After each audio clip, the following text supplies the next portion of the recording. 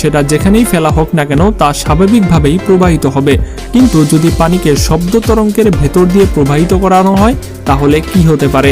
এই যে ভিডিওটি দেখছেন এতে এক ইউটিউবার পানির সাহায্যে খুব অস্বাভাবিক একটি পরীক্ষা করেছিলেন। তিনি একটি পানির পাইপ নিয়ে সেটি নলের সাথে যুক্ত করলেন।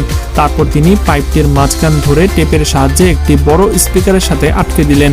এরপর তিনি স্পিকারের মিউজিক চালু করলেন এবং সাথে সাথে পানির নলও খুলে দিলেন। যখন পানির নল থেকে প্রবাহিত হয়ে স্পিকারের পাশ দিয়ে গেল তখন পাইপ থেকে বের হওয়া পানির কাঠামো ছিল খুবই চমৎকার, যেমনটি আপনি ভিডিওতেই দেখতে পাচ্ছেন। স্পিকারের পাশ দিয়ে যাওয়া পানি খুবই অসাধারণ আকার তৈরি করেছে।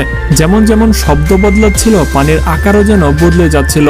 আসলে শব্দের চাপ যখন পানিকে স্পর্শ করে তখন পানি এভাবেই বিশেষ ধরনের প্যাটার্নে চলতে থাকে।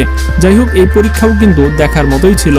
তো বন্ধুরা, আজকের ভিডিওটি এই পর্যন্তই। এরকম আরো মজার ফ্যাক্টসের ভিডিও দেখতে এই স্ক্রিনে দেখানো যে 4টি ভিডিও আছে সেগুলোর যে কোনো একটা আপনারা দেখে আসতে পারেন। তো আজকের মতো এখানে বিদায়, আল্লাহ হাফেজ। আর এখনো যারা চ্যানেলটি সাবস্ক্রাইব করেননি তারা করে দিন।